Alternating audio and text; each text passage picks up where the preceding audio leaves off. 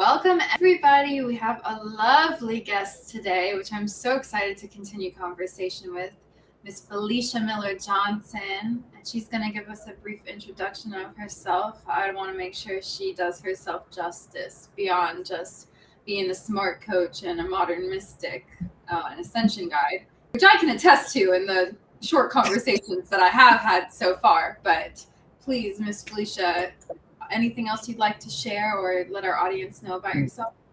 Yeah, aloha everyone. Aloha, Karina. It's great to be with you. Like I said, having another conversation with you, but this time we're just allowing other people to participate with us. So I am a wife, been married to my husband for over 21 years now, and I'm a mother of two, a boy and a girl. I have an angel, Gabriel, and a lioness, Ariel. And I also have the privilege of living with my mom. So we're a 3-generation home. So that's fabulous. Grew up in a military family with my dad. Thank you for your service, Pops. And moved around from place to place, which brought all these wonderful opportunities for me to meet and live in different cultures. And currently now I reside in Arkansas here. And we are like enjoying all of this snow right now. Kids are out and enjoying that. And I am enjoying my work of, helping others right now. So yeah. That's amazing. I didn't realize that you guys have 3 generations in the house. What a gift. Yes, indeed. That's definitely a gift because like I said, when I was growing up in the military, we were just always moving around. So it was just our immediate nuclear mom, dad, brother, sister kind of thing. So for them to have the opportunity to be around their grandmother like all of the time is something that I never really, had, and or even like their cousins, because my husband's brothers live nearby and everything. So it's just an experience that I didn't get growing up that they are really enjoying. So yeah. I love that. And yes, please thank him for his service from me and from everyone in the audience, because I'm sure that they feel as appreciative as I do, and I'm sure as you do for that, which is I'm always amazed whenever people make that commitment. It's something I wouldn't do out of all honesty, and knowing that others have made that dedication is something that always. Indeed. Well, yeah. And then of course, my husband also served as well. So Wow. it's like it's one of those things where we kind of met. It was like, oh, military men, I get this. I know how to work. Well, it's wonderful that you guys got to have that connection pretty instantaneously, it sounds like. And welcome, Melody. Hello, and thank you for joining us from Massachusetts. Aloha. Welcome. Yes, aloha. I remember now. Aloha. I love that greeting. Who else does that? Karen also is in Hawaii. I'm not sure if she's here, but I tagged her, so we'll see if she pops in. And yeah, so lots of challenges that I'm sure you have been faced with on your journey. I like looking over your one sheet. I saw that you had put on the question of like, describe a struggle that caused you to cry, and we can talk about that, but I just thought that was such an interesting thing to like have to choose as a topic or a conversation opener. Hello, Kenneth. Hello, Reggie. Welcome. Yes. Welcome. Aloha. Welcome. Well, yeah, because it's one of those things that I never really showed emotions. The only emotion that you would have gotten was anger. And so I had a tremendous poker face. Like many people, what is she thinking? Like, what's going on? And so when you're finally able at that point to cry, I knew like that is definitely a level of emotion. Like I was there. And one of the scenes where I really remember crying, just like crying, was when I was watching the TV show Scandal. And this was back when the show first came on, and it was like 2013. For those that watched the show, this was the episode where, it just found out that she's sleeping with the president and it's all coming out, and her dad is coming in to fix it. Right. Yeah. And they have this whole conversation to where he is kind of berating her for not setting higher expectations, not having higher goals. He was like, you just wanted to be first lady. It was like you didn't want to be Secretary of State or something like that, but first lady. And then he said the infamous phrase of, I've always told you you had to be what? And she doesn't answer at first. And then he asks her again, gets a little closer to her face. And he's like, I always told you had to be what? And the phrase was twice as good. And it was just growing up as, for those as you can see on the screen, I'm an African American female. And so it's just like one of those things that not only are you a female, but you're Black. So that means you always have to be on your A game. You always have to be going for that goal because there's the belief that you may not get another opportunity. There's just high expectations for you. Yeah, and matched with people literally wanting to see you fail and putting all of their effort into that. So it's not even just like, you know, try to do better, be better, but also being met with like other people putting their energy to try to yes fail. Yeah. And so I found myself crying on this about this TV show because there was two things. One, I was like, oh my gosh, the secret is out. Because now, you know, they're realizing that there's these conversations going on in the house. And at the same time, I was also crying in relief that that was not the only one, that for that to be on the show, that there was other people having this, you know, experience as well. So, hey, Sparkle. And so it was like, yeah, like it was a moment that just kind of cried, this whole awareness. And there's just like a release of emotions. And then, you know, you just kind of, I cry. I didn't know. What I just say. So, wow. Yeah. That's I'm really glad you shared that story because what a great way to like boom get us started. That was so. Thank you for sharing that. Yeah. Kenny says he has no poker face. Exactly like it is. No ifs,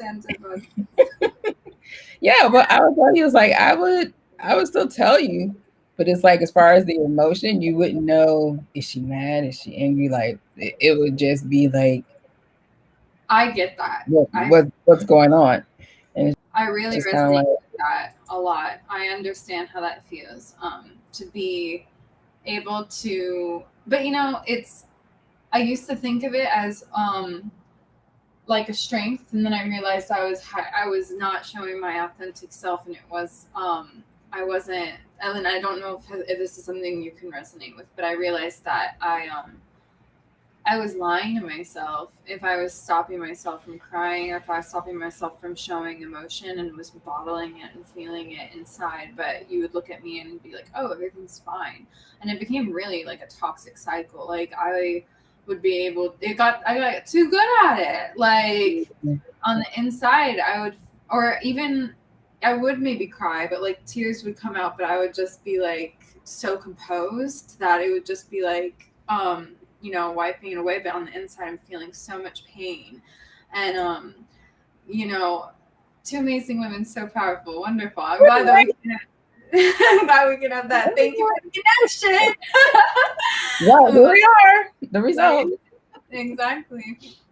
But you know, it's and Kenny says, when I'm mad, you will know, baby. I believe that. I believe that. That is funny.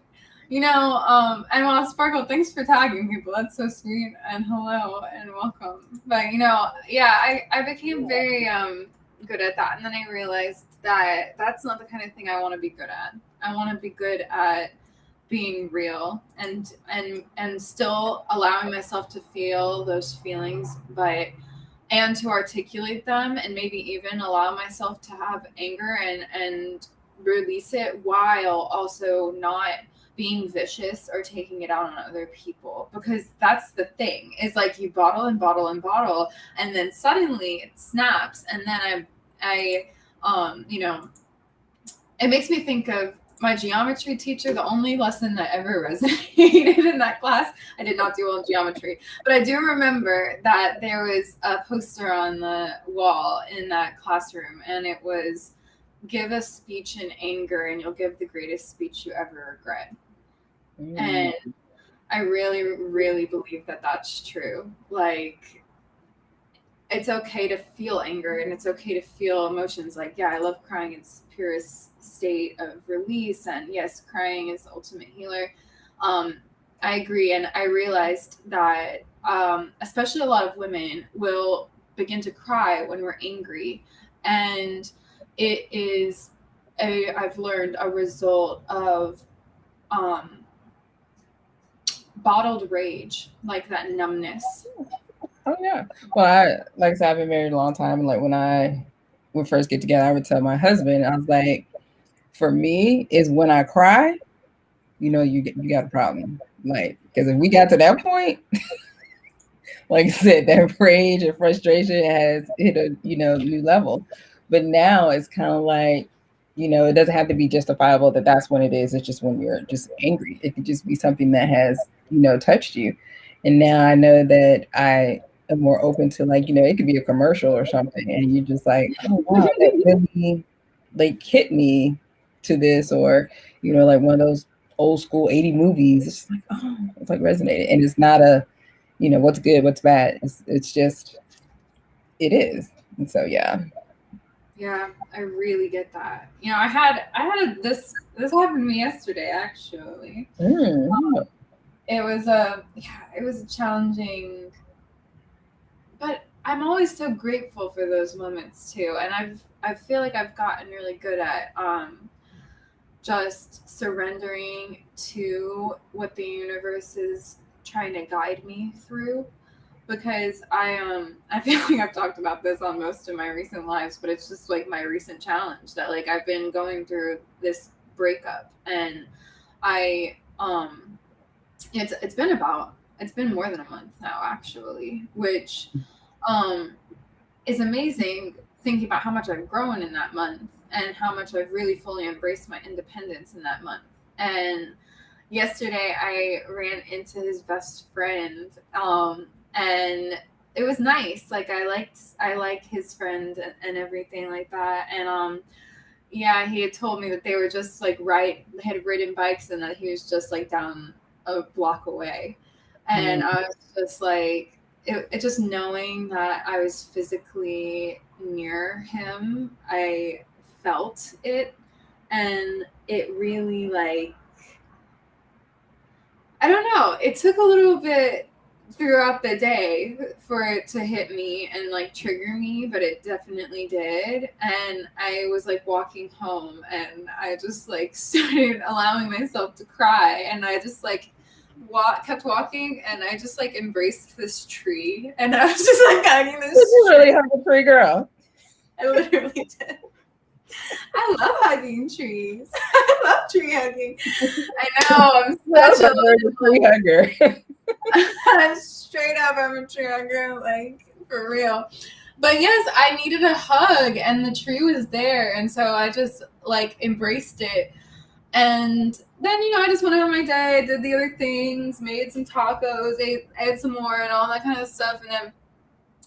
And then I was like, okay, let's really like let this happen.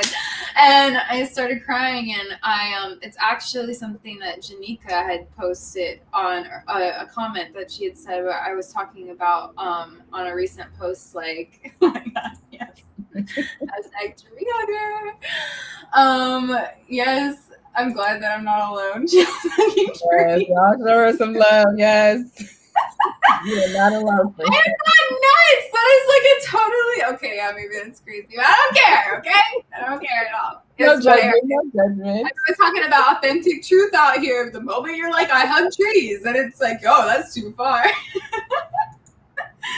But yes, I had posted about like not accepting less than my value, my true value, and knowing that it's not just about like, it's not just about taking what I can get, but not accepting less than what I deserve, and knowing that I can receive what I deserve if I'm willing to not make compromises on my value. And there was a comment that really resonated with me that was like, I don't remember the exact words, but we can't accept with our hands grasped as if we have to physically open to receive. Yeah.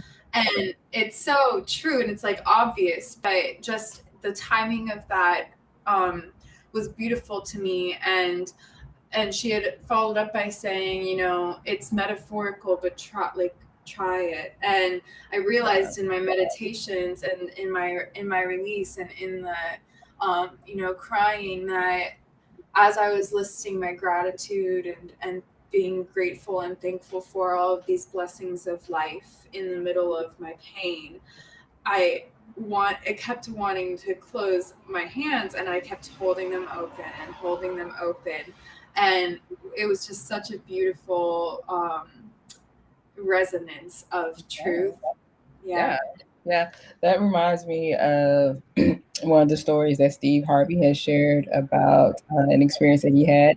It was about this couple they used to go to this restaurant. The man was married and the woman was not. They would go. shout out to any of those like me and Mrs. Jones. They went to the same restaurant, same cafe every week, right? And there was this maitre d' there that would, seat them at their regular table and do all these different things. And he said then about, after a couple months or so ago, they stopped being there. And then he saw the woman out, the maitre d' saw the woman out. And she finally somehow broke up with the guy, whatever.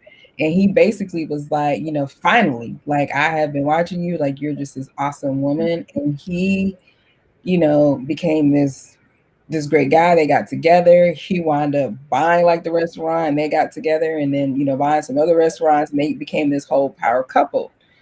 But the thing about all that was that she wasn't able to get to the man that she was supposed to be with, because she was holding on to someone else's man for such a long time. It was like she really didn't understand her value and that her worth. But until you're able to release and let that go, are you able to embrace what is, meant to be for you at that moment? So that was like always one of those stories. It was like, yeah, you have to release some stuff in order to allow some new stuff to flow into your life. But so many times, especially like with relationships, that we want to hold on because we think something else is not going to come in, or it's like that one little thing. I don't know what it is. It's like, I don't know.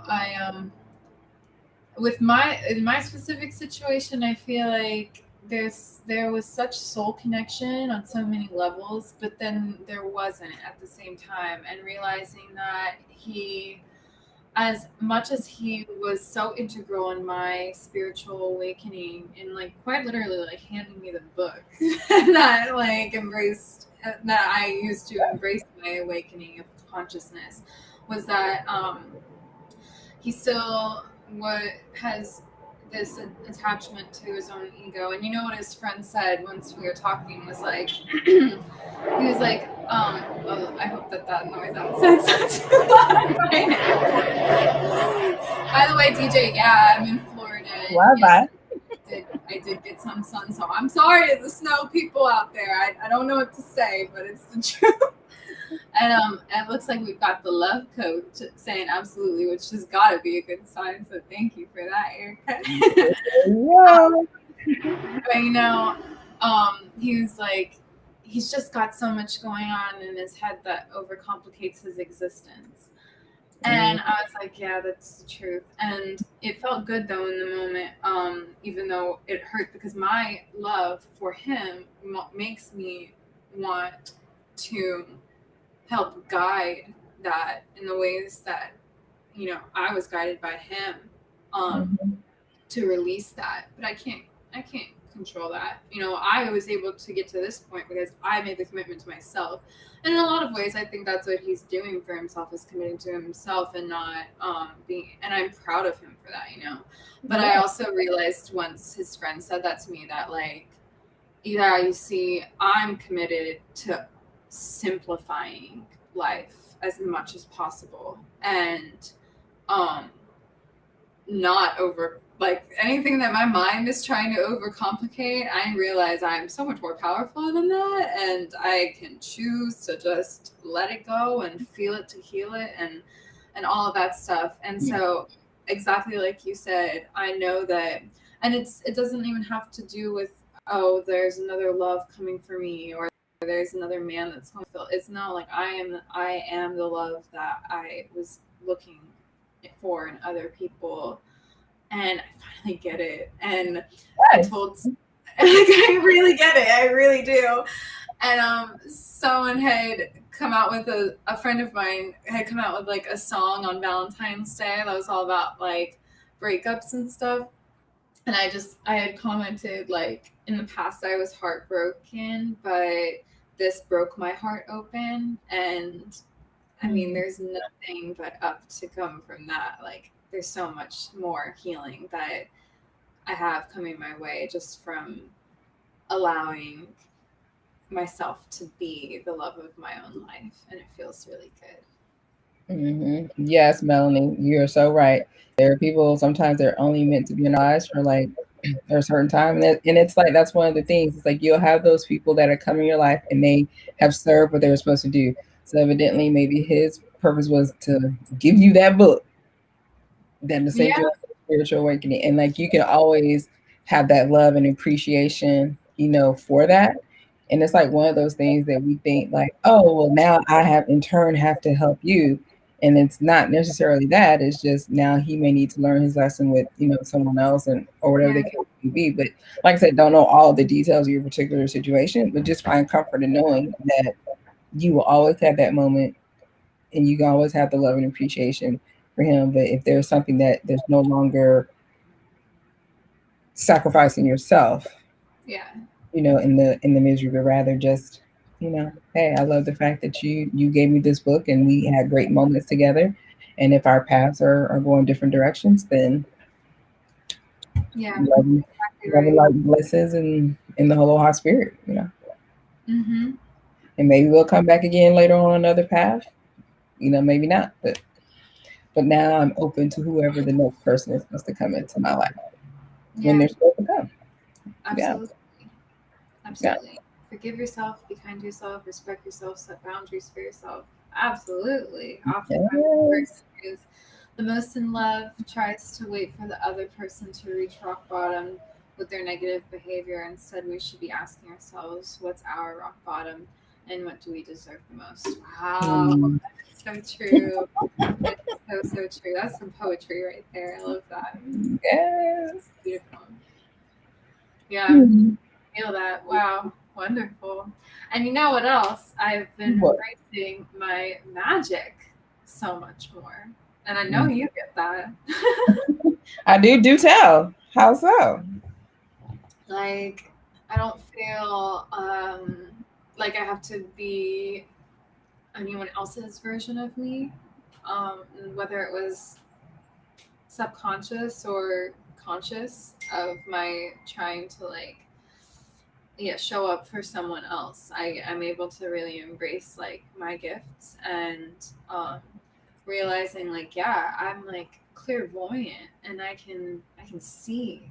I'm a seeker. Like I'm here to heal. Like I'm an indigo child. Like I have magical gifts, and like Michael Pateranum describes me as like I'm a fairy, and I just like bounce around and like drop these like your child does, like your 9-year-old daughter is like all this wisdom, and it's like people have to do double or triple take to be like that just came out of that, like that she just said that, and it's like I have this like lyric to one of my songs, which is like natural universal wave of a thing and how we operate. And I'm not surprised. I've said it all, but people just pat me on the head because I'm pretty. And it's like that's how it always used to feel. But like people can try pat me on the head if they want, but I know the truth. Yes. So interesting life. Our connection, Mike. Was part of a recent connection for me as well. As when, hey Raquel, when I kind of got on the call with him and he was like, you're powerful. Why are you hiding? Now, someone who's wrote a book about imposter syndrome and being, I was like, wasn't really, sure about that, right? And so say that was like a Wednesday. This is how the internet works and LinkedIn. So that was a Wednesday. Come Friday, my family and I were doing an impromptu visit to New Orleans, which is a 7-hour drive away from me. And so it was like one of those things, like it wasn't planned, how to control this. We do all these different things. Like what is this? And so the voice that I get was, there's a reason why you have to go to New Orleans. And I'm like, okay. And so in the midst of going to New Orleans, that was the opportunity to where I came out of the closet to my husband, in the sense of, I told him about my spiritual gifts of clairaudience and verbal intuition. I had said things before about experiences, but I had never had put that term to it or told anyone. And we were able to have this beautiful, wonderful discussion to where I literally got my wings. And I remember even posting a picture about that at a statue that was in New Orleans, because it was like, it was so freeing. It was like, I don't have to hide. And so that was like Comeback Monday. And so it was like, my crystals were out, my oracle cards are out, you know. I went and got because Goddess Isis is one of my guys. Like, now it's all out in the room. And it was just like, oh. And now I'm even, you know, transitioning my business to that. Like, this is, you know, what I do, oracle card readings. But it was like so fearful, so judgmental of what that looked like. Because remember, when I came up, it was, you know, Gabby on game, doing everything right, you know, especially then being in the business world. Y'all know, here we are on LinkedIn, like talking about, you know, spirits and angels and all that kind of thing. It was like only on a certain degree, but it was like, this is who I am. This is, you know, the God given abilities that I was giving. And I was hiding behind the coaching, in the sense of, I would just be like, it's my experience, or, you know, my education, versus this divine word that I, you know, that I got to share. So yeah, so it's, and it's since then, like connecting with you and Mike and like many others, you know, there's one like Spark or Raquel, like lots of different people, Reggie, and it's like all these like different people, they're just sharing their different experience. And it's like, oh, okay. Like, again, I'm not alone. Like, everybody has something, you know, different. And it's not even, you know, exclusive. All of us, everybody that's watching this has a gift. It's just, are we choosing to acknowledge it and then use it in order to help and serve others? But yeah, absolutely.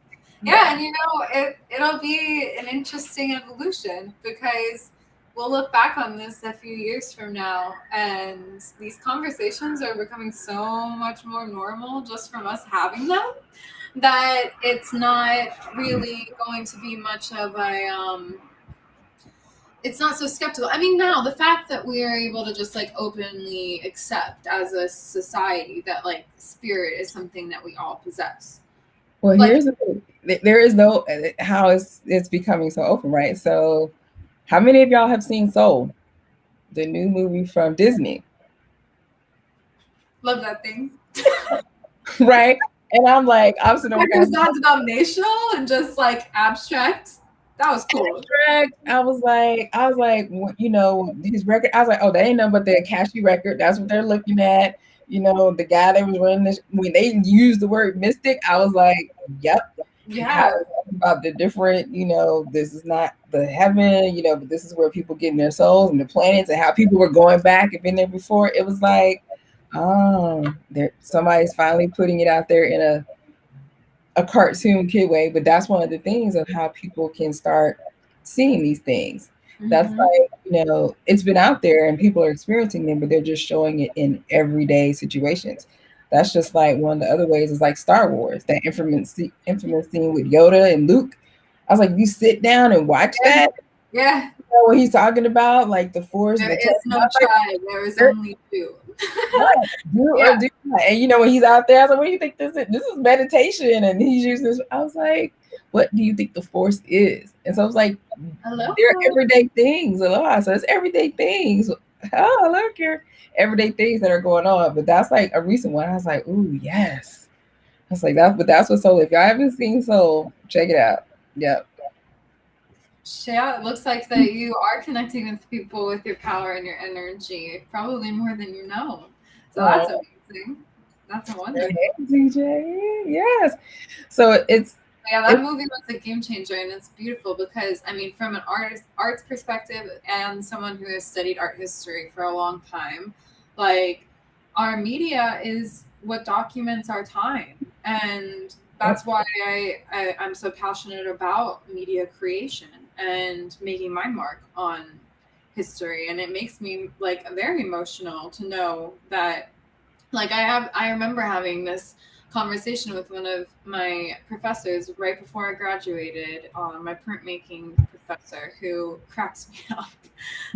He's like an older man. His name is Bob. He's got like acid damage to his fingers, and he tells stories about, like, by day he was a construction worker and by night he was a ballerina, and like it's like his real life story. And he would just be like, people don't get it, like, we are art history. Like, what it's people in small rooms make such a huge difference in the world. And that really, in that reflection, I will always look back, because we don't have to chase anything. Like, we have power within ourselves in the small rooms that we frequent with the people that we engage with. And it's all about just how are we showing up and how are we connecting? How are we choosing to use that energy in ways that's going to, really heal, ways that can make a marking of time? Or you can choose that energy for the worst. And like, what really opened my eyes was I studied race in America, and it was like a class dedicated just to how race was depicted from imperialism to now. And we went from like colonialism straight to like Donald Trump's inauguration speech, and studied how all of race was depicted in one semester. And I put 20 minutes aside after every single class to just sit and just really, really absorb like what I was looking, because you can't just bounce from seeing some of those images to like, we shouldn't just go from looking at like an image of like Gordon, a famous image of like a man who had been like lashed, or sorry. My Noda is calling me. But we can't go from seeing images that are like highly traumatizing, or things that were contrived, like the 3-hour-long first ever propaganda film, first ever movie of America called Birth of a Nation, which was like totally agenda propaganda, like, this is how we are going to present ourselves as a nation to the world, which was very sickening. But you can't go from that to just being like, anyone want pita pit? Like, no, you shouldn't do that. Like, we should sit with that. And I went from that class and took my 20 minutes and went to Black feminists and womanist theory. And I mean, and then I went to printmaking in the mornings on the days after that. So it was like that semester of my college experience, I can't explain how much I learned just from being able to absorb all of that information, and then go to a print studio and create very intimately in like by etching in metal. And that is what art history is about. That is what making media should be about, by absorbing the truth of not only our history, but contriving and creating the future. Like, what do we want it to look like? So that's one thing that I've reflected on a lot in this month, because it's Black History Month, but it's also Black Future Month. And so, and it's Black Future every day. Like, what do we want it to look like, And I'm a huge proponent of that. And now I'm like, I just get passionate about it, so I don't even know how I got here, but that is part of my life purpose, and that is part of my magic. I recognize is that I am here to end all cycles of abuse, and that is my purpose. And I just so happen to do that through art in my own. I love you too, however. yeah. I mean, that's what that looks like to me. I'm curious to know, having after me just throwing all of that a little bit at you, what how your purpose aligns with some of those like absolute truths. Yeah. I think for me, mine has aligned with the whole career and marriage and life truth, right? In that my background is Christianity, so the whole for those is Proverbs 31 woman, and that's if you have the Bible, it's Proverbs 10, um, verses 10 to 31 of the Proverbs 31, and it was feeling as though I need to do all of those things. I mean, she got up early. She had real estate. Her husband thought she was blessed. She had a successful, husband that was well known. She was, beautiful. Like she had all of these expectations, and so then it becomes when you don't do those things or you're failing at those things. Hey, Jenny, failing at those things. Like, oh my gosh, you're a fraud. You're fake. That was all a part of Imposter. that imposter, right? And so for me, it's being able to help serve those individuals, really resonate with those women. Like, how do I do this? Because it's like, here's this ideal of this life. And it's like, how do I be happy? Because even if you are doing all those things, if you're not happy, you don't have the love, then that's forgoing what it's all supposed to be about, is love. But then helping them to be able to have their aha and encouragement and knowing that they are complete and that they can be great. And that's, actually what my business Sevenfold means. Seven is the number of completion. It's perfect. And sevenfold means seven times as great. So it's like you are absolutely great, and you are complete. So helping people to be able to understand that and find their path. Because like many times, like how what we're talking about right now, and you're talking about these spiritual awakenings, it's like people when they come out and they're experiencing these things or experiencing their talents and all of that, and it's like, well, where do I go? Where I don't feel like I'm crazy, and how do I get this help? How do I do all of this and still have a spiritual aspect of it and still deal with my day-to-day life as a wife, mom, business person, and all that? Like, how do I make all of that work? And so that's my work. Is, as I say, those novice seekers that are first just kind of awakening. So, okay, let's get your footing. Let's be smart, live smart, as we talked about, and then listen this whole tree of life. And so yeah, so that's what I'm here to do to Would serve. you say that your alignment with all of those aspects, the different roles that you play and whatnot, finding liberation in that is what put you further on your path to realizing, oh, like I've done this for myself, like other people could use a little bit of guidance? Or was it more like you wanted it for yourself, so you dedicated yourself to it to manifest it and with others, Well, now I know we all co-create our lives. Like I know now, like that was probably all part of my soul contract when I came in. But at the time, when you're first, your third eye is still closed to it. I wasn't sure about that. I was just like, well, why am I having this issue in my marriage? Like, why, I'm having this problem in my business?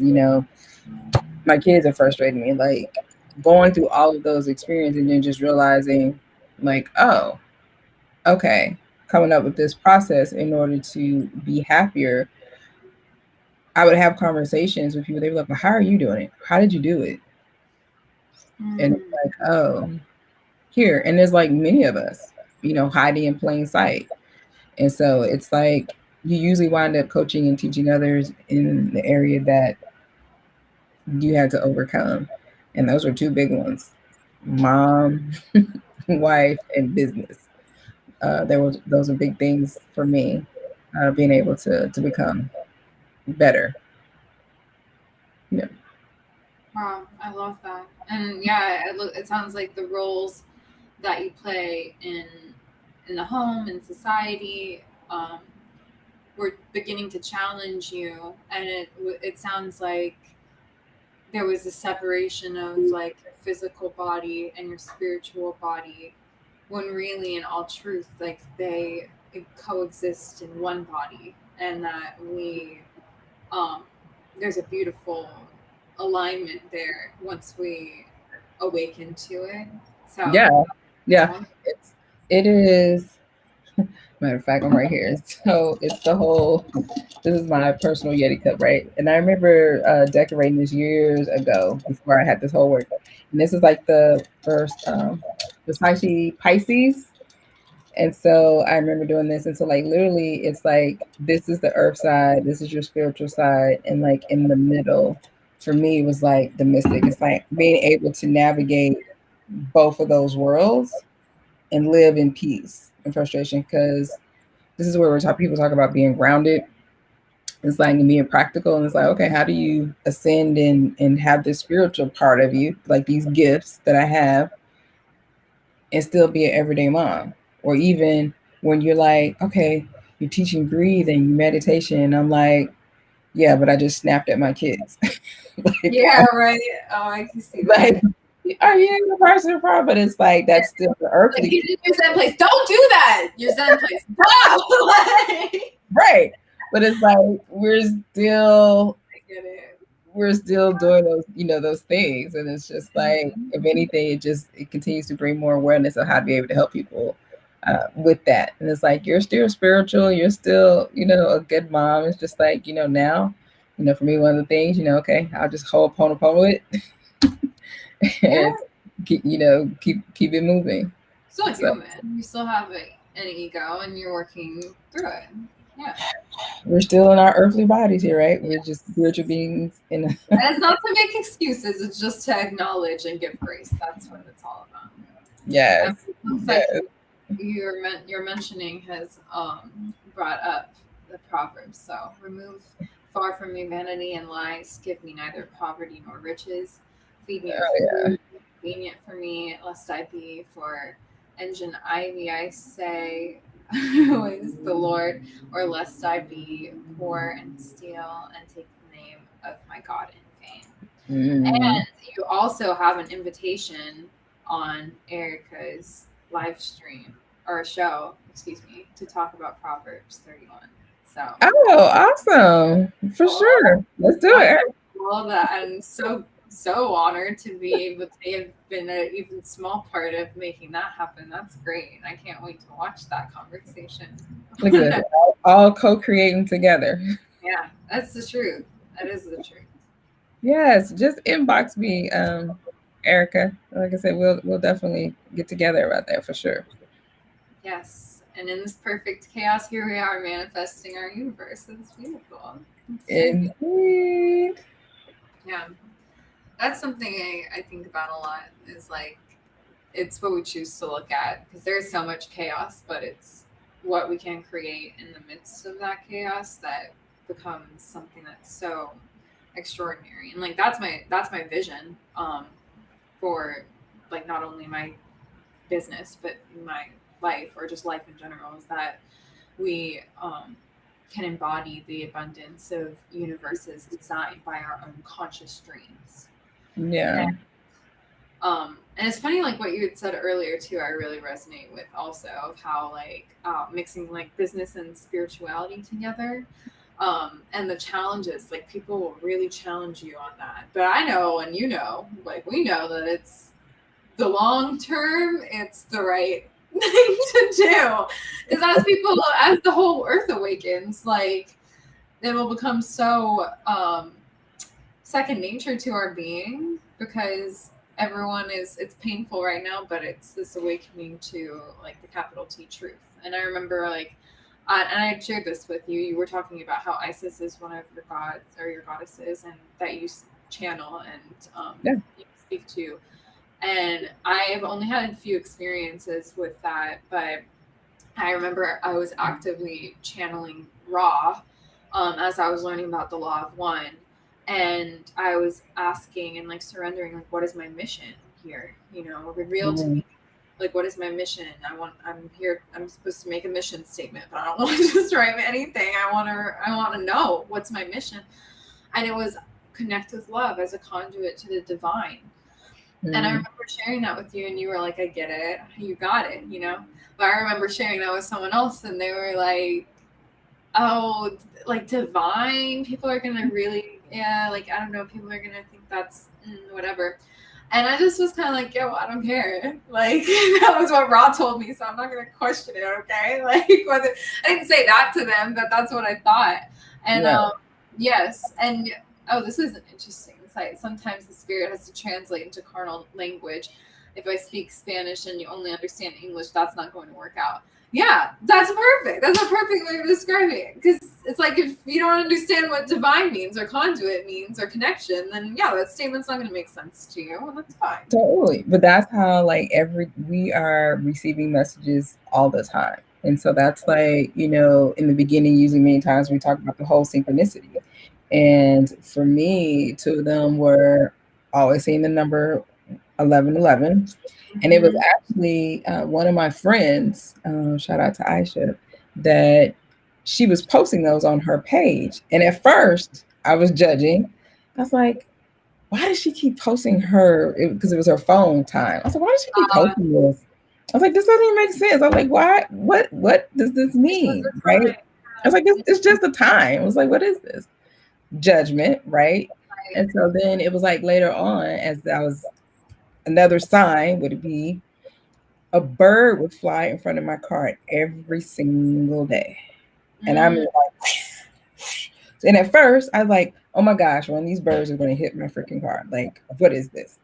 And then it's like the spirit realm was talking to me. It's like, okay, we're going to get your attention. And so I started thinking, like, okay, what is this? And then I went and asked my friend. I was like, okay, like, tell me more about this. But if you would have tried to have that conversation, because try is a struggle word in the beginning, I would have been like, no, like, no, yeah, but you have to be open and ready in order to receive. Because as they say, words don't teach, experiences do. And usually what happens is that you've had some experience that'll get you to this like aha moment, right? And you know, that's like happens like many times. People that are, you know, serving light workers or doing work, you know, they may have had some like really traumatic experience happen in their life where they woke up and it's like, oh, and then it's like, okay, then you're on your work, and then you start your path, your ascension process, and it looks different for everybody. But yeah, that language, the spirit world talks to all kinds of different ways. Like for me, it's songs, billboards, you know, cars, like it's all over the place. And that's where I resonated with what she was saying, in that it's like everyday items.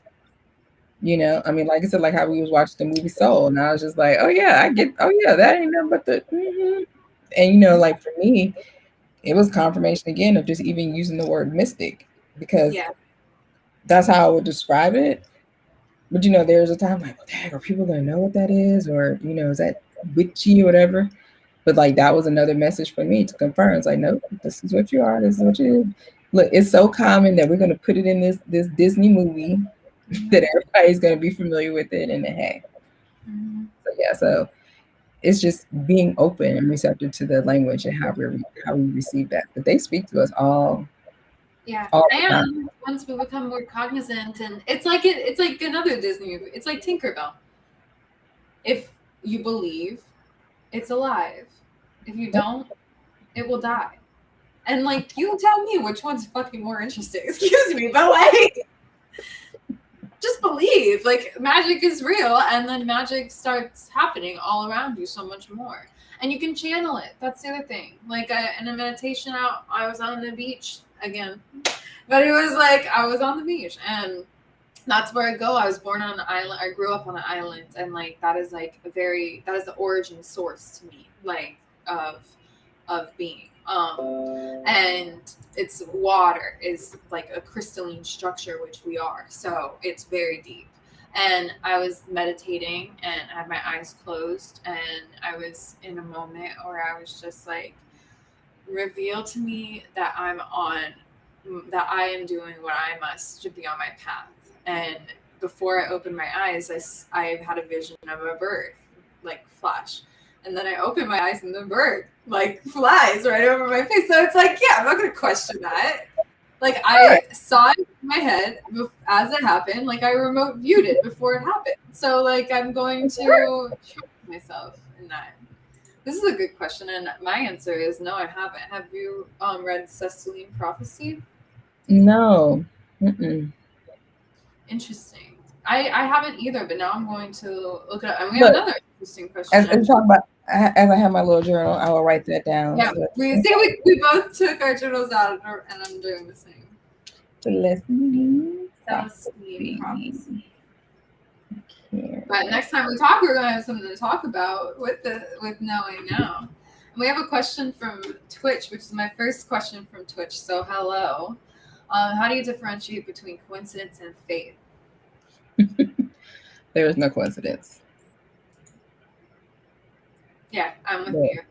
There is no coincidence. And so it's all the things that you're co-creating. So even when you talk about like, fate, it's go back and really think about your thoughts. Mm-hmm. Oh, I know. Like it wasn't a coincidence I ran into my ex's friend because I knew that too. I was like, I can manifest anything, and really, this is what I chose to manifest, and I know that that's what it was. But I had to go through that. But yeah, no, there's no such thing as coincidence, and even fate. I feel like at times is, it's like both of those take things out of control is not the best word. But because we can't really control, but like you had said earlier, we are co-creators with the divine. So, fate, it makes it sound like it's sort of out of our control too. Like, oh, we met each other and it was fate, or by coincidence we just no, not really. Like I went on my healing path. I worked to be able to get to this point, and I made decisions to go to a specific place. And in those moments, I had confirmation of what I've been designing within, and by choosing like which thoughts I cling to, and really what it is clinging to nothing. Like if we can actively like let go and surrender and just be present and as the witness, as the observer to life, then we realize that there's not really coincidence or fate. There's pattern, but there's pattern as like organic code of the universe, and that's love. And becoming awakened to that is just like a beautiful thing. So I love this question because it's great. So it's like, let's use the example how we just talked about this. In this, what just really happened. So you and I here, we're talking, right? But we met through Mike. And so here we are having this conversation. And then based off of the conversation of how now, Coach Love is saying, hey, let's get together and talk about Proverbs 31. I didn't plan that. Like none of us planned that. Mm-hmm. But it's like we set positive intentions. So like when we get on, it's like I'm open to new opportunities. Let me connect with those, where I'm supposed to be. You're here, I'm here, you're here. The fact that that's no coincidence that you get your very first question from Twillo from that. So it's like if you're just in the flow and just being where you're supposed to be, then your path is guided. But you do have to set some intention about what it is that you want to be open to and have that. And you're usually doing that automatically with your thoughts. So now that's what you can control, your thoughts. Right. Exactly. That's what we have control over is our attitude and our outlook. And we don't have control over who pops up in the chat or who, says what, or our circumstances. We don't have control over, things that are external of us, but we do have control over the things that are internal, as hard as it may be. And that's the thing is like we say this, but we don't say it as in like, okay, now it's easy, so just go and do whatever. No, it's not easy. It's worth it. That's the thing. It's not easy. but it's absolutely worth it. And the more we practice it, the easier it gets. And the more purpose we find, more alignment with our purpose it becomes. And also, yes, I appreciate this message too of stop apologizing. Can we just make, I just want to make a, don't be sorry for anything, especially, here's the thing, especially women. We apologize for, but all of us do this. We apologize for using our voice, and we apologize for taking up space. So we apologize for being. Well, here, okay. So yes, so our words have power, but see, there's these things. Okay, so let's just say that I'm sorry. Okay, so like I was just using this example. I'm like, if you're going somewhere and like you were, late for an appointment, and you're like, "Oh, I'm so sorry that I'm late." And the phrase "I'm sorry" has power to that, because I am is the two most powerful words that you would put together, and then whatever you have after that is what you're speaking about yourself. I'm sorry. Mm-hmm. But what you could do instead, where you can still have the power and show the appreciation, is thank you for your patience. Right. Thank you for waiting for me. Right. Having the spirit of gratitude versus taking it down from yourself. Oh, I'm sorry this or I'm sorry that. And it's like it becomes so overused as I'm so grateful you guys are still here. Yeah. I'm here now. Like, yeah. Celebration, Yeah. What's another one? Oh, this is like, I can't wait.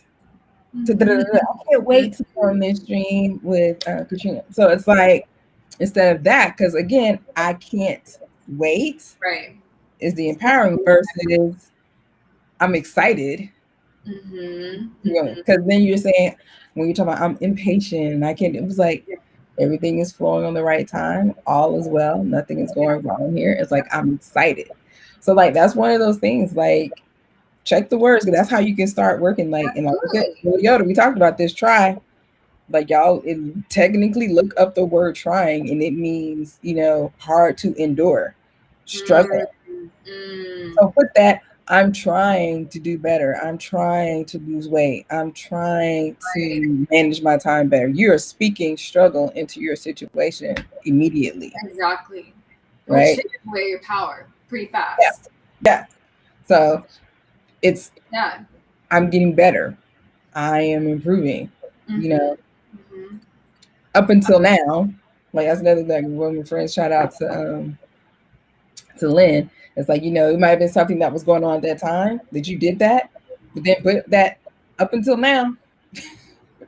Like you're changing your direction that you want to go into. So it's like, yeah. Oh, you're so welcome. Thanks for asking the question. That's that was a really great. Do you have any other questions? And anyone else in the audience who has questions like that, please. I really love this insight too. Perhaps we agreed to learn certain lessons, and either we learn them or the easy way or the hard way, but we will learn them, and that's absolutely right. Look, we definitely will. Yeah, no, we definitely will. And it's about how long are we going to, how many times does the same lesson have to come up for us to resist it?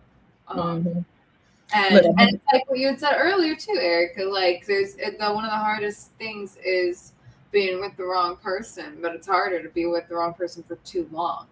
Like, it's like, how long will you resist knowing what you know already? And then the universe or God or creation has to make it so much harder, just for the repercussions have to be worse for us to be able to really learn it, because we ignored it to begin with. Well, we must be doing a good thing, because like I'm looking at my corner and I thank you, Spirit Guides, it's 555. So it's now 555, like my time. Like all of that, I see that 555. You're all right here in this moment. Enjoy and that is really deep for me, because I put on my show at 5:55 every Tuesday, Thursday, and Sunday, and there's a reason for that.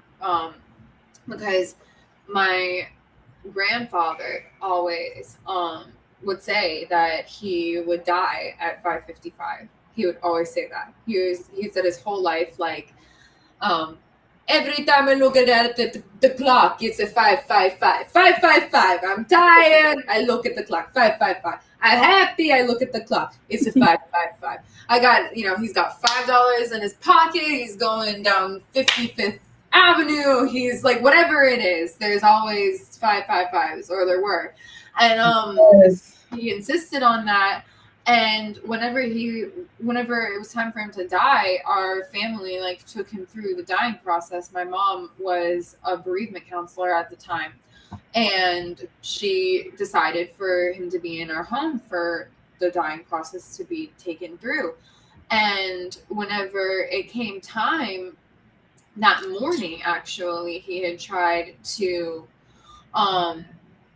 take his oxygen out in the middle of the night, and she was sleeping by his bedside. And my mom went over and was like, oh, put his oxygen back on, and went to bed, and then saw the clock change from 555 to 556. And then that evening, she had left his side for the first time to go pick me up. And we got back, and he, like, right when we were around the corner, had fallen underneath himself. Like, my uncle didn't know how to take him from the bed to the bathroom. And it just so happened that, that he was starting to die. And we, as a family, were like stood all around him. And I went into my sister's room and grabbed a shoebox full of photos and took out photos of each one of us with him. And it was this beautiful experience. It was really beautiful. But I remember my Nona, who called me like earlier, was like, "What time is it?" And we were like, "It's 5:26." And we all looked at him. We were just like, "Hold on." And then the hospice doctor got there and put the stethoscope to his heart, and we were all together, and we all got our last moments with him, praying with him and saying our goodbyes. And by golly, the stethoscope and the doctor marked it that at exactly 5:55 p.m. Eastern Standard Time, his heart stopped beating, and he died exactly at the time he said he would. So to me, that was my first ever true lesson of divine timing, and I never will not believe in that. Like, it's such a truth in my life.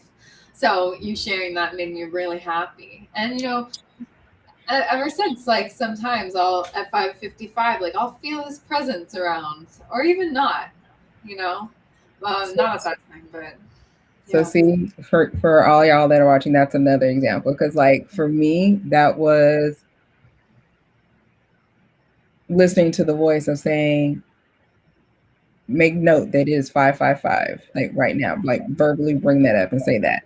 And like now we got this whole story, and now everyone knows a little bit as to why the show is starting at that particular time, and that you were able to feel good in that moment. And that's the practical thing. Because I'm like, that's, that could be rude, because you process like that could be rude. I don't want to think like, oh, we're supposed to be done talking, whatever. But no, bring the time up that it's 5:55, because she's going to share this story and be able to have that moment of reliving.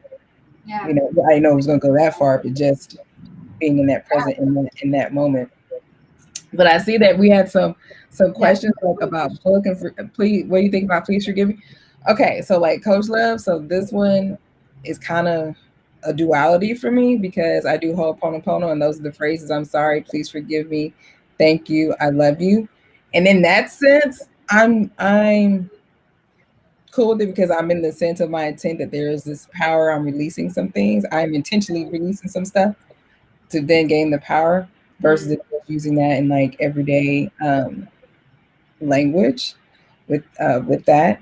And then DJ asks, what book would you recommend for someone beginning this journey? Okay, so here's one that I would say that's probably going to surprise you, and it's like on my desk. I knew you could. Is that the little engine that could? This is it's like a part 2. Have you ever heard the part? This was I Knew You Could. So the original was a little engine I could. She's like, I think you can. That was my first mantra. Of course it was. And there's a reason why I had to get to this. So see how you guys are in witness of that? So take it back to the kid stories. Like because I was like, there's a whole bunch of different books I would recommend, but that one, I Knew You Could, for all the stops in your life, is what I go back to, kind of helping people to realize that you're off track and journey and doing the kids things.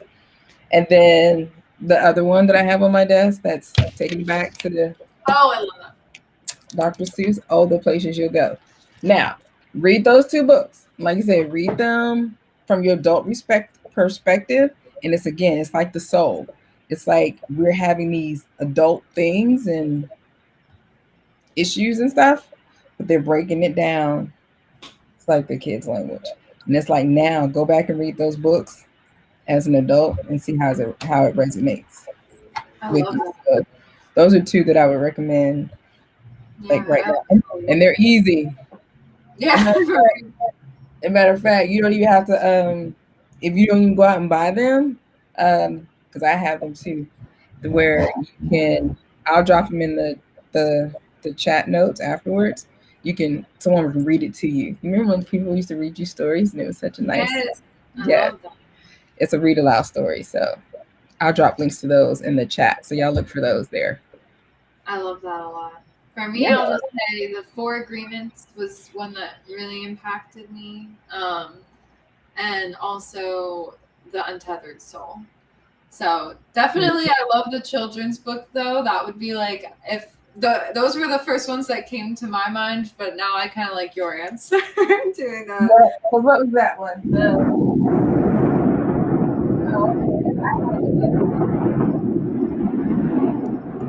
Yeah, I had this other book, the 3-question one. Oh, by Miguel Ruiz. Wonderful. I've never read that one.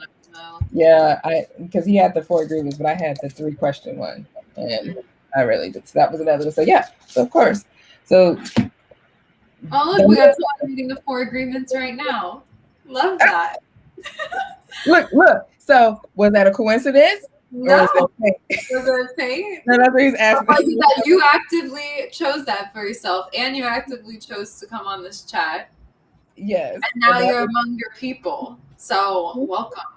See how that works for Venetia? How that works? See? Is that Italian? Venereccio? Venetia? Yeah. Of course. Everything is working out perfectly for everyone.